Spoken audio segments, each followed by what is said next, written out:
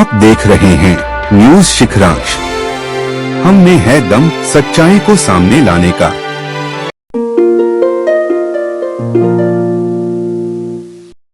किसानों को धान का उचित मूल्य 3100 तथा भूपेंद्र सोहागपुरे की तत्काल गिरफ्तारी और रेत के अवैध उत्खनन पर रोक को लेकर कांग्रेस के विधायक मधु भगत, अनुभा मुंजारे और विवेक विक्की पटेल ने अपनी बात रखी। बालाघाट कांग्रेस विधायक अनुभा मुंजारे ने प्रदेश की बीजेपी सरकार को किसान, महिला, आदिवासी व दलित विरोधी बताते हुए कहा कि इस सरकार में नौकरशाही व पूंजीपति हावी है। किसानों से सरकार को कोई लेना देना नहीं है और न ही आमजन से सरकार का सरोकार है। इस सरकार में नौकरशाही इतनी हावी हो गई है कि वह जनप्रतिनिधियों तक को तवज्जो नहीं दे रहे हैं। अवैध कारोबारियों व माफियाओं को संरक्षण दिया जा रहा है और उनके साथ मिलकर काम किया जा रहा है। अवैध रेत उत्खनन करने वालों को सरकार व प्रशासन के संरक्षण मिल रहा है। आज आयोजित पत्रकार वार्ता में बालाघाट विधायक अनुभा मुंजारे ने कहा कि बालाघाट में भाजयुमो के जिलाध्यक्ष भूपेंद्र सोहागपुरे द्वारा एक दलित बेटी के साथ मानसिक व शारीरिक शोषण किया गया, जिसके खिलाफ 17 नवंबर को अपराध दर्ज किया गया है, लेकिन भूपेंद्र की अब तक गिरफ्तारी नहीं हो सकी है। राजनीतिक संरक्षण के चलते पुलिस द्वारा गिरफ्तारी नहीं की जा रही है। विधायक अनुभा मुंजारे ने पुलिस की कार्यवाही पर सवाल उठाते हुए कहा कि एक तरफ पुलिस द्वारा सामान्य या आम व्यक्ति जब कोई अपराध कारित करता है तो उसे तत्काल गिरफ्तार कर लेती है या उसके परिजनों को थाने में बिठाकर अपराधी को अपने अभिरक्षा में ला लेती है, बुलडोजर चलाने का कार्य करते हैं। हम इस मामले में कतई चुप नहीं बैठेंगे। आगामी 20 दिसंबर तक विधानसभा का सत्र है। इस अवधि तक भी भूपेंद्र की गिरफ्तारी नहीं होती है तो इस सत्र के पश्चात बालाघाट में कांग्रेसियों के साथ रणनीति बनाकर आमरण अनशन पर बैठने का कार्य किया जाएगा। विधायक अनुभा मुंजारे ने कहा कि प्रदेश की सरकार ने चुनाव के दौरान अपने चुनावी घोषणा पत्र में किसानों से वादा किया था कि उनकी धान की उपज को 3100 रुपये प्रति क्विंटल, गेहूं 2700 रुपये प्रति क्विंटल व सोयाबीन 6000 रुपये प्रति क्विंटल की दर पर खरीदी करेंगे। विधानसभा के साथ ही लोकसभा चुनाव में भी बीजेपी के नेताओं ने यह वादा किया था, पर साल भर बाद भी सरकार ने इसे नहीं निभाया है, जबकि प्रदेश की सरकार प्रमुख 2 मुद्दे पर ही काबिज हुई है, जिसमें लाडली बहना योजना में बहनों को 3000 रुपये प्रति महीने देने व किसानों को 3100 रुपये प्रति क्विंटल की दर पर धान की खरीदी करने का वादा किया गया था। इस वादा को पूरा नहीं किया गया है। अध्यक्ष है भूपेंद्र सोहागपुरे और उसके द्वारा एक दलित समाज की लड़की के साथ में प्रेम संबंध के नाम पर लंबे समय तक उनका मानसिक शारीरिक शोषण किया गया और उसके बाद धोखा देके कहीं और अन्यत्र शादी कर ली गई। और इस मामले में जब लड़की ने थाने में जाके रिपोर्ट लिखाई और 17 तारीख को रिपोर्ट दर्ज हो गई, बराबर FIR हो गया कोतवाली थाने में, लेकिन आज दिनांक तक बेहद शर्मनाक बात है और एक बहुत बड़ा सवाल खड़ा होता है हम सबके सामने कि आज दिसंबर महीने की 5 तारीख आ गई, लेकिन आज तक वो आरोपी जो है फरार आरोपी पकड़ा नहीं गया है।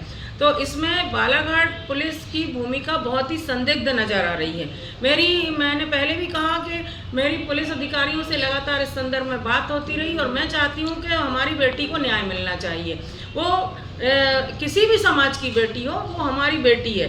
दलित समाज की है तो बहुत गंभीर मामला बनता है और उसके एक तरफ हमारी मध्य प्रदेश सरकार बोलती है, मुख्यमंत्री मोहन यादव जी बोलते हैं कि हमारी बेटियां हमारी ताकत है और बेटी पढ़ेगी आगे बढ़ेगी तो हमारा देश आगे बढ़ेगा, प्रदेश आगे बढ़ेगा। बेटी बचाओ, बेटी पढ़ाओ, दुनिया भर के स्लोगन से लोग दे रहे हैं। और आज इस बालाघाट जिले में इतनी गंभीर घटना घटित हो गई, लड़की खुद बयान दे रही है, खुद आ रही है, उसकी जहाँ तक की शादी भी रुकवा रही है, भूपेंद्र सोहागपुरे की सगाई रुकवा रही है और उसके बाद भी पुलिस ये बोलती है कि हम जांच कर रहे हैं, हम जांच कर रहे हैं। तो ऐसी कैसी जांच हो रही?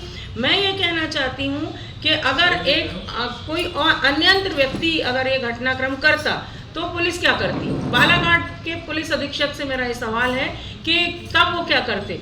अभी तो छोटी छोटी घटनाएं होती हैं तो राजनीतिक द्वेष भावना के चलते घरों में लोगों के बुलडोजर चलवा देते हैं। एक पल भी नहीं सोचते कि ठीक है आरोपी जो भी है कोर्ट में आरोप सिद्ध होता है कभी भी, तो अगर आरोपी कोई है तो कोर्ट अपना काम करेगा। आपको किसने अधिकार दे दिया किसी के घर में बुलडोजर चलवा के पूरे घर को बेघरबार करने का।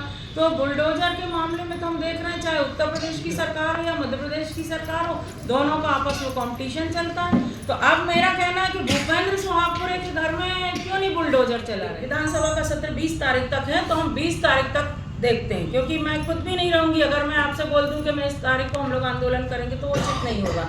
तो 20 तारीख तक हम विधानसभा में सवाल लगाने के बाद हम देखते हैं कि शासन प्रशासन इस मामले को कितनी गंभीरता से ले रहा है। और नहीं तो फिर मैं जैसे ही भोपाल से लौट के आऊँगी 22 या 23 तारीख को, उसके बाद हमारी पूरी पार्टी की रूपरेखा बनेगी और फिर हम आमरण अनशन पे बैठेंगे। भूपेंद्र सोहागपुरे को गिरफ्तार करके और उसका जुलूस कब निकाला जाएगा हम उस दिन का इंतजार कर रहे हैं। और मैं इस घटनाक्रम के लिए पूरे प्रशासन की कड़े शब्दों में निंदा करती हूँ। इसमें प्रशासन की भूमिका बहुत ही शर्मनाक है, शोचनीय है।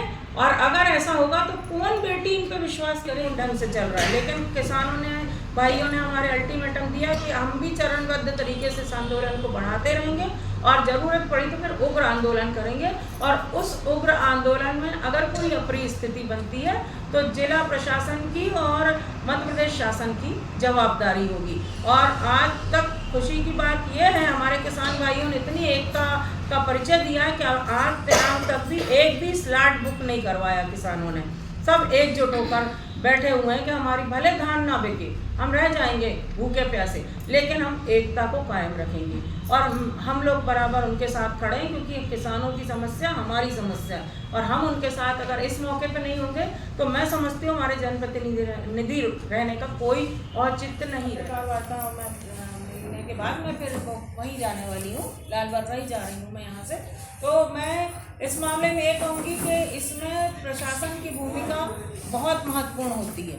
और प्रशासन ने हमेशा, चाहे वो पहले की बात हो अभी की हो, बहुत संरक्षण दिया है हमेशा रेत माफियाओं को। और रेत माफियाओं को संरक्षण देने के कारण ही इनके हौसले इतने बुलंद है। तो हम तो इस पर रोक बिल्कुल तत्काल चाहते हैं कि इस पर अवैध उत्खनन पे रोक लगे। नियम अनुसार जो होता है, जो रेत के ठेके हैं जो निकाल रहे हैं वो लोग वो नियम से हो, लेकिन अवैध उत्खनन का कड़ा विरोध बिल्कुल मैदानी स्तर पर मैं भी करूंगी, हम सब मिलकर करेंगे। और विरोध हमारा कल भी था, आज भी है। विधानसभा में मेरा अभी पिछले सत्र में मेरा तारांकित प्रश्न लगा था, फिर उसको अतारांकित कर दिया गया तो मुझे सदन में बोलने का मौका नहीं मिल पाया था।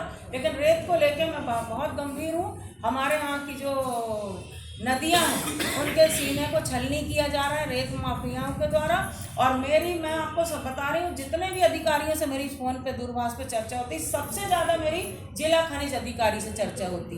कभी आप चाहें तो मेरे फ़ोन भी देख सकते हैं। और इसी सारे मसले पर होती कि आप लोग क्यों नहीं गंभीरता से लेते इस मामले को। आप अवैध खनन हो रहा है और आप लोग आँख बंद किए रहते हैं। परसवाड़ा विधायक मधु भगत ने कहा कि कांग्रेस किसानों के साथ हमेशा खड़ी है। भूपेंद्र सोहागपुरे की गिरफ्तारी न होना प्रशासन की नाकामी को दर्शाता है।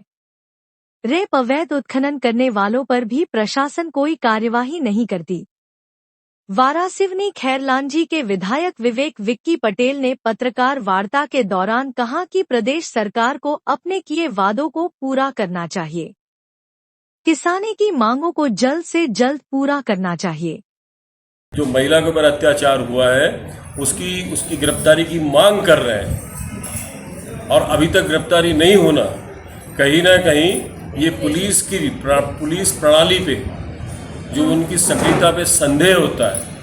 और जिस प्रकार से कृत्य हुआ है वो कृत्य कहीं ना कहीं पे भारतीय जनता पार्टी के प्रमुख मोहन यादव जी, डॉक्टर मोहन यादव जी की कार्य प्रणाली पे छाप छोड़ता है, प्रश्न चिन्ह लगाता है। बात यह है कि उसको गिरफ्तार होना चाहिए और ये भारतीय जनता पार्टी की जो छवि है वो कहीं ना कहीं प्रभावित हो रही आज की सरकार है।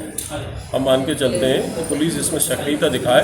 धान के मुद्दे बुलडोजर जिस प्रकार से बुलडोजर जो है कहीं ना कहीं चल जाता है, इसके घर में भी बुलडोजर चलना चाहिए। मैंने उनसे किसानों को लेकर सवाल पूछा समर्थन मूल्य बढ़ाने को, लेकिन उन्होंने सवाल को अनसुना करते हुए आगे बढ़ा। इसको लेके आप क्या विचार हैं? पूरे प्रदेश के अंदर बालाघाट सोनधान का सोने का कटोरा है और निश्चित तौर पे जब चुनाव लड़ा गया था, प्रधानमंत्री देश के मोदी गारंटी के नाम से 3100 रुपये धान का समर्थन मूल्य बोला गया था, 27 रुपये गेहूँ का समर्थन मूल्य बोला गया था। आज वो पूर्ण 1 साल होने के बाद भी अपनी गारंटी पे खड़े नहीं उतरे, तो प्रश्न चिन्ह भारतीय जनता पार्टी की सरकार पे लगा हुआ है। और मैं मान के चलता हूँ कि ये मुद्दा विधानसभा में भी ये सब सक्रिय रहेगा। विधायकों के द्वारा क्वेश्चन लगाए गए हैं और जिस प्रकार से किसान अभी सक्रिय होकर के टेंट लगा करके जगह जगह पे धान खरीदी का विरोध कर रहा है और 3100 रुपये धान समर्थन मूल्य की मांग कर रहा है।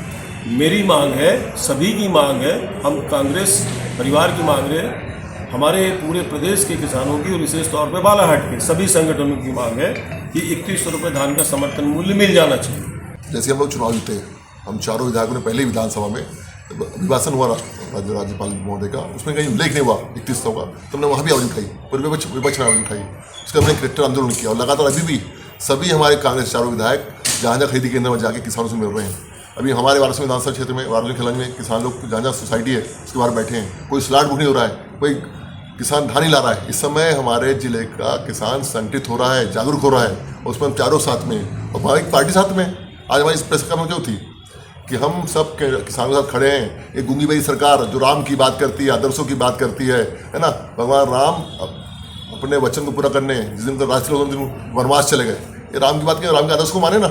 इन्होंने वादा किया चुनाव में 3100 देंगे, उनसे पूछना चाहिए आपको क्यों नहीं करे? दोबारा खरीदी हो, धान खरीदी हो रही है, कोई बहाना नहीं है। स्टेट में सरकार इनकी है, सेंटर में सरकार इनकी है, बहुमत है इनका, क्यों वादा नहीं पूरी कर रही है? हम बालाघाट जिले के लोग 3 जिले ज़्यादा धान होती है, बालाघाट, सिवनी और मंडला में। हमारे जिले के लोग धान उगाते हैं, धान बेचते हैं, जीवन चलाते हैं, बच्चों को पढ़ाते हैं। लोग परेशान है, टट्टी लाए दिख रहे हैं लोग सरकार की ओर कि 2 तारीख से खरीद शुरू हुई, 3100 देंगे, देने 3100 दे रहे। ऐसी गूंगी बड़ी सरकार है। इन्होंने कहा था कि खेती को लाख धंधा बना देंगे, किसान की आय डबल हो जाएगी 2022 में, 24 हो गया। क्या खेती के लाख धंधा हो गया? क्या किसान की आय डबल नहीं हुई, लागत डबल हो गई, हर चीज़ महंगी हो गई। उन्हें ब्याज माफी की बात की थी, किसके किसान ब्याज माफ हुआ इनके सरकार में? तो ऐसी किसान विरोधी सरकार है ये, हम इनकी निंदा करते हैं। और अभी धीरे धीरे हमारा आंदोलन चल रहा है, हम गांधी के लोग हैं, पहले सांकेतिक प्रेम से आंदोलन करेंगे और समय आने में रोड पे भी आएंगे। आई भी है रोड पे, हम आज भी फिर जा रहा हूँ, मैं क्षेत्र में जा रहा था क्योंकि हमारी पर्सनल तैयार था। हम लोग बुधवार में बैठे, लोग सिंगोड़ी में बैठे हैं, लोग कोचवा में बैठे हैं। कांग्रेस पार्टी किसानों के साथ थी, है और रहेगी। भूपेंद्र सोहागपुरे जो है अभी तक उसकी गिरफ्तारी नहीं हुई। बहुत दुख की बात है, ये बहुत दुख की बात है। आज कोई दूसरा व्यक्ति फंस जाता, उसके अंदर नहीं पुलिस, कितना भेदभाव बताओ देश के संविधान में और कानून में। एक पार्टी भारतीय जनता पार्टी का नेता जो अंदर है, जिसने क्या छेड़छाड़ की, 376 प्रकरण में पुलिस पकड़ नहीं पा रही है। कितने दुख की बताइए ना आप।